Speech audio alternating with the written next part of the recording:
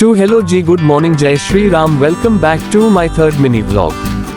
आज स्कूल में नहीं गया क्योंकि कुछ जरूरी काम से मुझे रुकना पड़ा और वह जरूरी काम किया मैंने खत्म। शाम को उठा तो फ्रेश होकर चला गया टेरेस पे हवा खाने। हवा चल रहा था, मौसम हो रखा था बारिश वाला। गाइस, आपको अपना लोकेशन दिखाता हूँ। मेरे चारों तरफ सिर्फ बिल्डिंग्स ही बिल्डिंग्स है।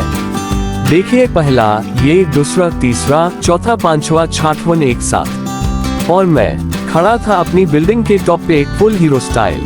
फर्क क्या, नीचे आया, लेके आया चटपटा पुचका, एक एक करके सब खा गया मैं। फिर रात को हुआ एक खास मोमेंट, शुभम भैया का नया फोन आया।